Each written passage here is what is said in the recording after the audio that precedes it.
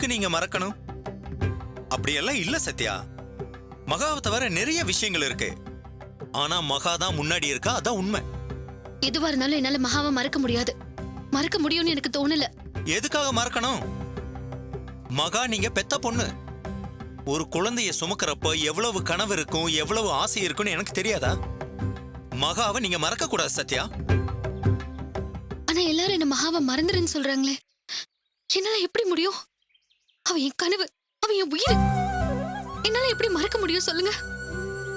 அவங்க சொல்றதெல்லாம் தப்பு. நான் உங்களுக்கு ஹெல்ப் பண்ண தான் வந்திருக்கேன் சத்யா. மகாவை மறக்க வைக்க வரல. இந்த வலியும் வேதனையும் எப்படி ஹேண்டில் பண்றதுன்னு சொல்லி கொடுக்க வந்திருக்கேன். That's all.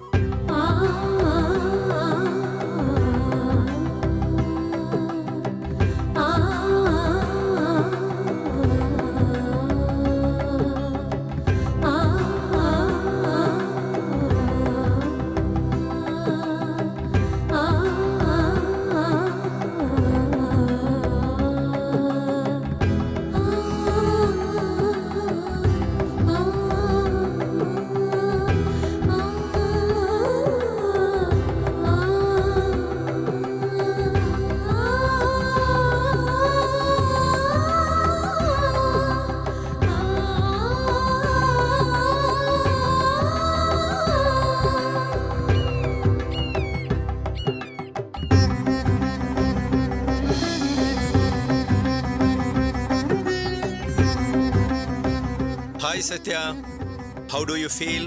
Terrible doctor. எனக்கு நைட் எல்லாம் தூக்கமே வர மாட்டேங்குது. ஏதாவது ஸ்லீப்பிங் பில்ஸ் இருந்தா கொடுக்குறீங்களா? No no no no. இந்த சிம்டம்ஸ் எல்லாம் நீங்க ஃபேஸ் பண்ணி தான் ஆகணும். தூக்கம் வரலன்னு தூக்க மாத்திரை சாப்பிட்டு இதுல இருந்து தப்பிக்க முயற்சி பண்ணா எந்த பலனும் இருக்காது. வாங்க பேசுவோம். Come on. போ சத்யா.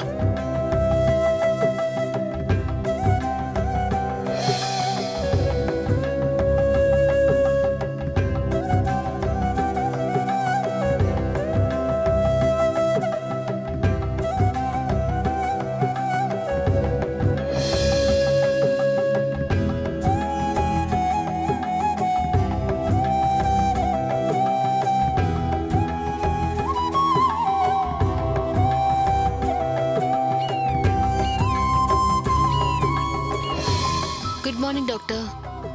Good morning Sathya. உங்ககிட்ட நல்ல மாற்றம் தெரியுது. எனக்கு எந்த மாற்றமும் தெரியல டாக்டர்.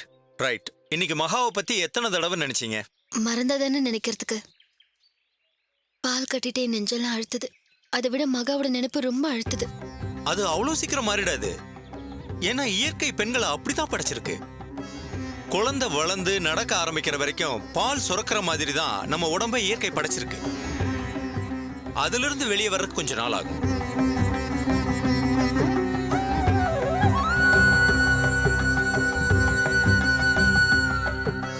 நீங்க சொல்றதெல்லாம் லாஜிக் படி கரெக்ட் தான் டாக்டர்.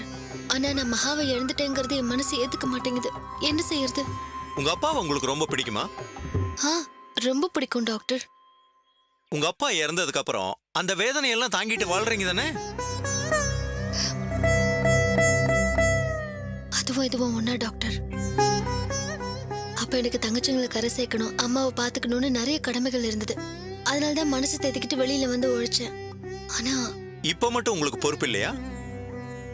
இன்னும் உங்களுக்காக பிரகாஷ் இருக்காரு. இவரை நினைச்சு துக்கத்துல இருந்து வெளியே வரலாம் இல்லையா?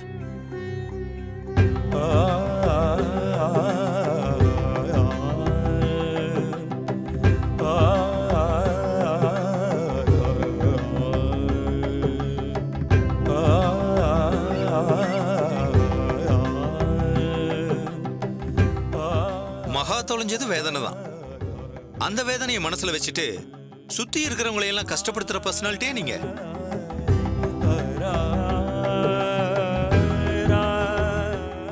ஏங்க உங்களெல்லாம் ரொம்ப டார்ச்சர் பண்றேன்னா? ஐயோ இல்ல சத்யா, உடனே இந்த மாதிரி அர்த்தம் எடுத்துக்காதீங்க. இவங்க எல்லாரும் உங்களை புரிஞ்சுக்கிட்டு உங்க கூட வர்றாங்க. அவங்களையும் கொஞ்சம் நீங்க நினைச்சு பாருங்கன்னு சொன்னேன். இல்ல டாக்டர், என்ன சொன்னாலும் என் மனசு கொஞ்சம் கூட மாற மாட்டேங்குது. சத்யா, பிரகாஷ் முன்னாடி இருந்ததுக்கு இப்ப எவ்வளவோ பரவாயில்ல. நாளைக்கு ஒரு கவுன்சிலிங் கடைசியா வச்சுக்கலாம். இப்ப வீட்டுக்கு கூட்டிட்டு போங்க. சரி.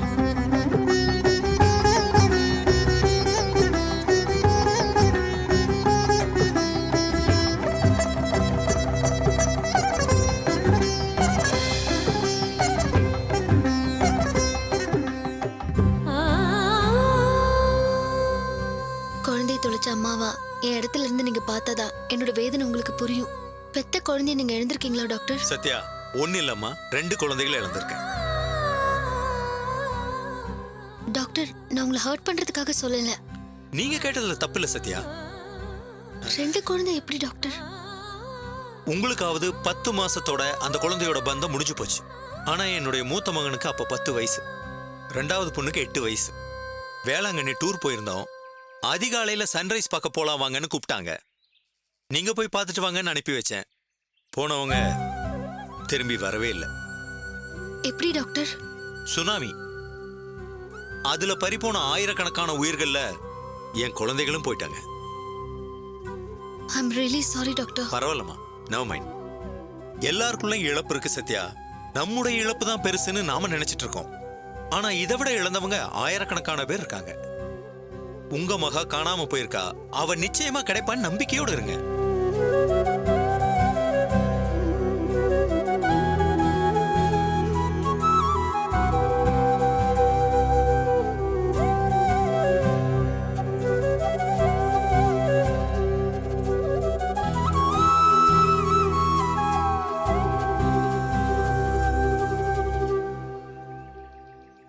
பூனைக்குட்டி நம்ம மனசுக்கு பிடிச்சதுன்னா தாராளமா தூக்கி வளர்க்கலாம். ஆனா மனக்காயத்தை வளர்க்கவே கூடாது. அது நம்மள மட்டும் இல்ல, அடுத்தவங்களையும் தொத்திக்கும். எப்பவும் எல்லாருக்கும் நல்லதே நினைக்கிற சத்யா, இப்ப இதுல இருந்து மீண்டு வந்தா எல்லாரும் சந்தோஷப்படுவாங்க. புரியுது டாக்டர். வேதனை இருக்கும், அதை பாசிட்டிவா மாத்தி மத்த வேலைகளை பாருங்க. அதுதான் நீங்க மேல்றதுக்கு ஒரே வழி. எஸ் டாக்டர், நான் என்ன பண்ணேன்னு இப்ப எனக்கு புரியுது.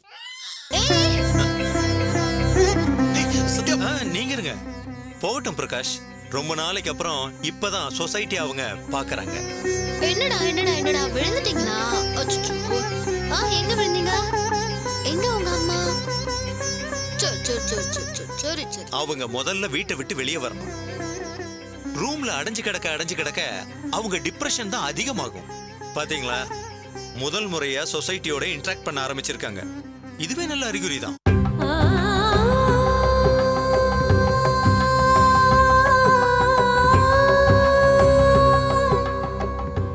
ரொம்ப தேங்க்ஸ் டாக்டர். ஓகே, அவங்க எங்க போகணும்னு நினைக்கிறாங்களோ அங்க போகட்டும். என்ன செய்யணும்னு நினைக்கிறாங்களோ அதை செய்யட்டும். சரி, நீங்க கூட அவங்க துணைக்கு இருந்தா போதும். நிச்சயமா இருப்பேன் டாக்டர். ஓகே. அவங்களுக்கு ஈக்குவலான வேதனையை நீங்களும் அனுபவிக்கிறீங்கன்னு எனக்கு தெரியுது. உங்களுக்கும் கவுன்சிலிங் தேவைப்படுமோன்னு நினைச்சேன். But you are very brave. Sathya ரொம்ப லக்கி தெரியுமா? உங்க துணையோட இந்த துக்கத்துல இருந்து சீக்கிரமே வெளியே வந்துருவாங்க. இதே மாதிரி சத்யாவை பாத்துக்குங்க. Best of luck. Thank you doctor.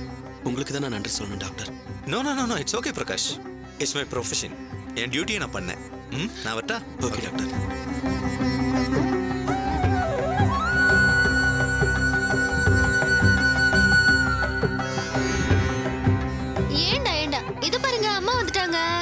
அம்மா வந்துட்டாங்க.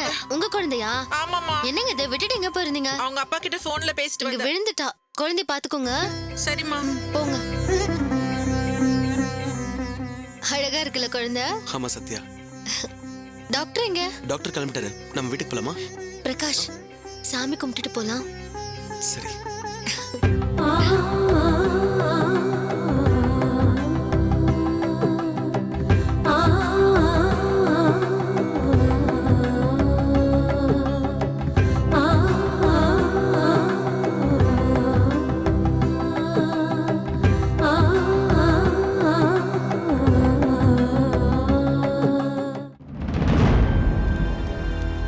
கமிஷனர் சாரை பார்க்கணும்.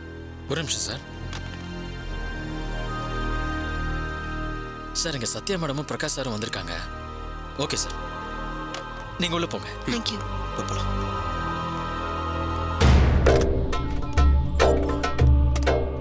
சார், என் குழந்தை காணாம போனதை பத்தி ஏதாவது இன்ஃபர்மேஷன் கிடைச்சதா? உங்க குழந்தைய கண்டுபிடிச்சிட்டீங்களா? ஸ்பெஷல் டீம் இன்னும் தேடிக்கிட்டு தான் இருக்காங்க. நான் உங்களை வர சொன்னது வேற ஒரு விஷயத்துக்காக. உட்காருங்க ப்ளீஸ், டேக் யூ சீட்.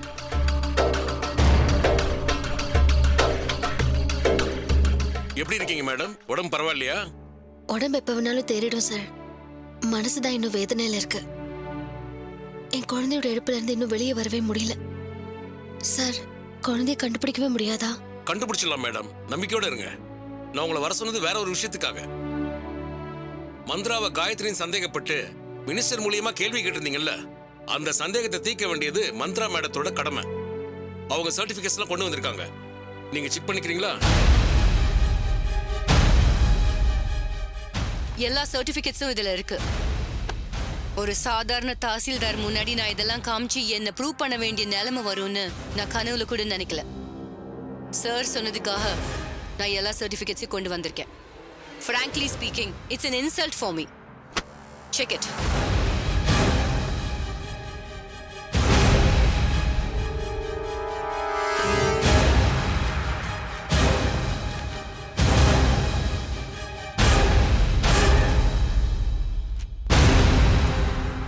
முதல்ல இருக்கிறது என்னோட ஸ்கூல் சர்டிபிகேட். அதுல என் போட்டோவோட என் பர்த் மார்க்ஸ் கூட இருக்கு. Scar on the forehead.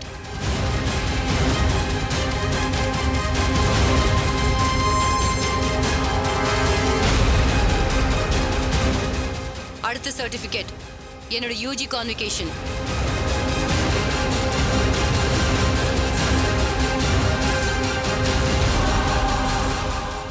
அடுத்தது பிஜி கான்வகேஷன்.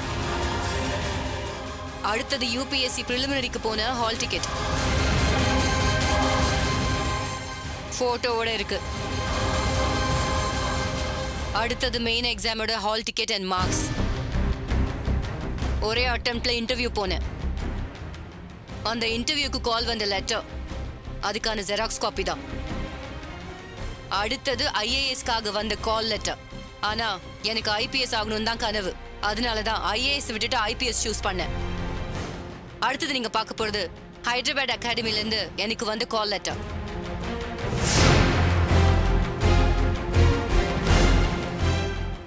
கடைசியா நான் ஐபிஎஸ் ட்ரைனிங் முடிச்சிட்டு வந்த சர்டிபிகேட்ஸ். போதுமா? இதெல்லாம் உங்ககிட்ட காட்டி ப்ரூவ் பண்ண வேண்டிய அவசியம் எனக்கு இல்ல. வேணும்னா கோர்ட்ல கேஸ் போட்டுக்கோங்கன்னு சொல்லிட்டு போயிட்டே இருந்திருப்பேன். ஆனா சார் சொன்னாருங்கிற ஒரே காரணத்துக்காக தான் இதெல்லாம் உங்ககிட்ட காட்டுறேன்.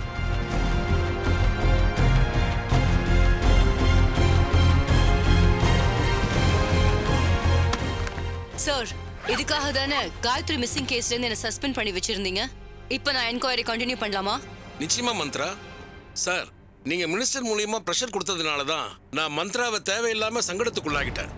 இப்போ உங்களுக்கு திருப்தி தானே? இவங்களை மந்த்ரான்னு நம்புறீங்கல்ல? இவ்வளோ பார்த்ததுக்கு அப்புறம் நம்பாம இருக்க முடியுமா சார்? இருந்தாலும் மனசுக்குள்ள ஒரு சந்தேகம் இருந்துட்டு தான் இருக்கா. நீங்க அப்படி ஃபீல் பண்ணா நாங்க ஒன்றும் பண்ண முடியாது.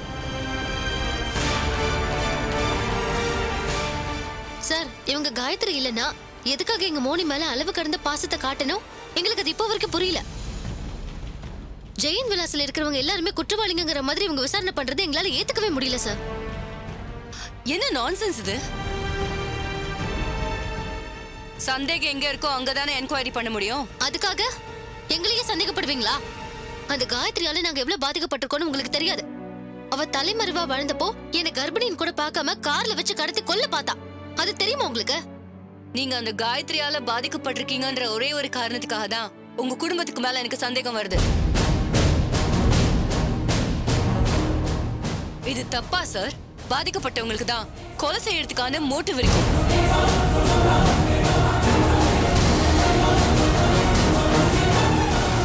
இதுல என்ன தப்பு? அவங்களோட பார்வை சரிதானே? சார், காயத்ரி காணாம போனது இவங்களை கடத்தின நேரத்துல தான். சரியா அந்த நேரத்துல காயத்ரியை கொலை பண்றதுக்காக காயத்ரியோட ஹஸ்பண்ட் ராஜு, மூர்த்தி, ஏகாம்பரம் இவங்க 4 பேரும் அங்க போயிருக்காங்க. இதுலயும் கடைசியா காயத்ரி கூட இருந்தது அவங்களோட ஹஸ்பண்ட் தான். காயத்ரியே மன்னிச்சு விட்டுட்டான்னு அவங்களோட ஹஸ்பண்ட் சொல்றாரு.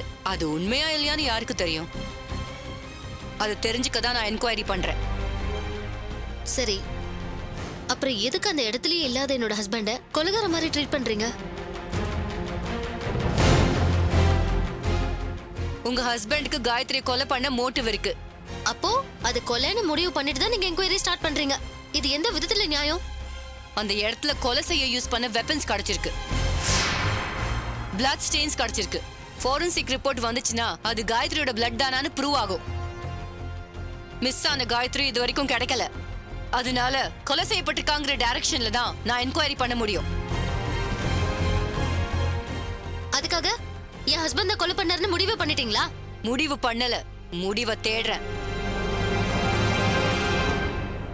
மேடம், முதல்ல காயத்ரி கொல்லப்பட்டிருக்காளான்னு ப்ரூவ் பண்ணுங்க.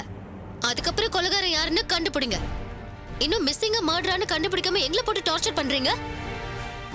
ஜெயஹிந்த் விலாஸ்ல யாரும் எறும்பு கூட கொல்ல மாட்டாங்க. அது கொலையா இருந்தாலும் அந்த கொலைகாரன் ஜெயஹிந்த் விலாஸ்ல இருக்க மாட்டான். அதை நான் ஆணித்தனமா நம்புறேன்.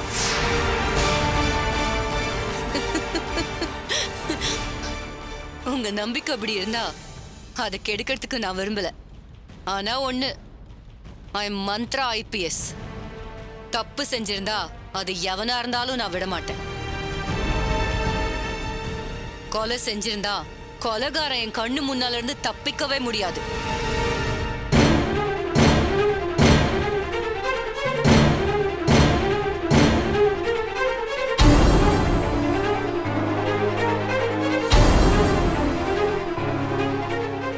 சார், பாத்தீங்களா சார்? கொலைகாரன்னு சொல்லிட்டு என் ஹஸ்பண்ட் தான் இவங்க பாக்குறாங்க. இந்த மாதிரி முடிவோட என்கொயரி பண்றது சரியில்லை சார். இதைத்தான் நான் எதிர்க்கிறேன். சோ, பார்வைக்கு வார்த்தைக்கு எப்ப பார்த்தாலும் இவங்க புதுசு புதுசா அர்த்தம் கண்டுபிடிச்சிட்டே இருக்காங்க. என்கொயரிக்கு இவங்க கொஞ்சம் கூட கோஆபரேட் பண்றதே இல்ல. எப்படியாவது என்கொயரி தடுக்கணும்னு தான் சார் இவங்க ட்ரை பண்றாங்க. நாங்க எதுக்கு என்கொயரி தடுக்க போறோம்? எப்ப தடுத்தோம்? மினிஸ்டர் மூலமா பிரஷர் கொடுத்து என் என்கொயரி தள்ளி வச்சது யாரு? நீங்க தானே.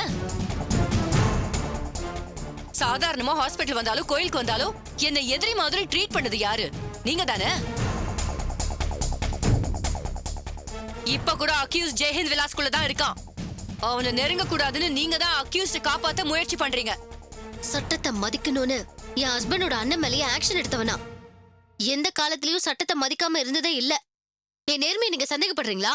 உங்க ஆக்டிவிட்டீஸ பார்த்தா அக்யூஸ்ட காப்பாத்த நீங்க முயற்சி பண்றீங்கன்னு கண் கூட தெரியுது.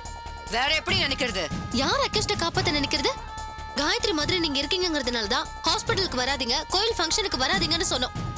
மத்தபடி ஒரு போலீஸ் ஆபீசரா உங்க டியூட்டி செய்யறதுல எனக்கு எந்த அப்ஜெக்ஷனும் இல்ல.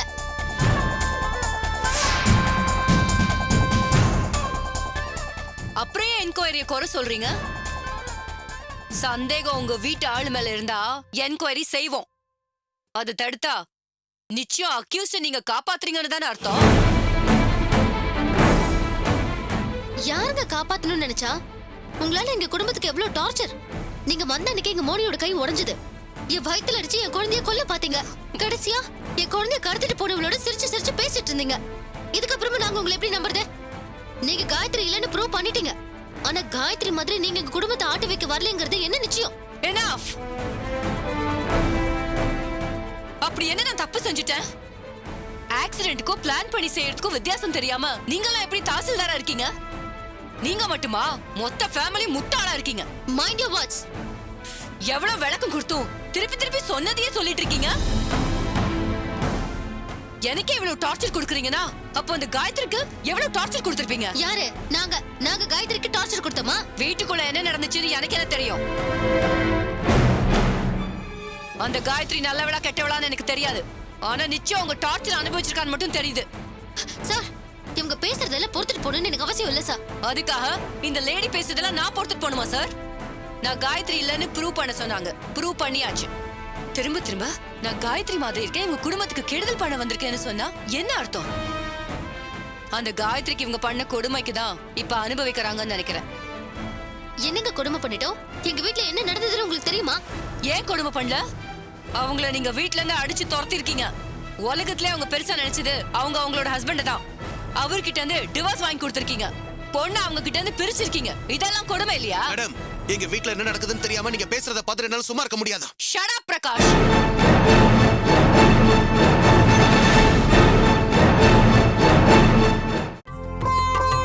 நீங்களே ஏன் தினமும் எங்களை தேடி வரீங்க? வீடியோக்கு கீழே இருக்கிற சப்ஸ்கிரைப் பட்டனை கிளிக் பண்ணுங்க. நாங்களே உங்களை தேடி வரோம். நன்றி.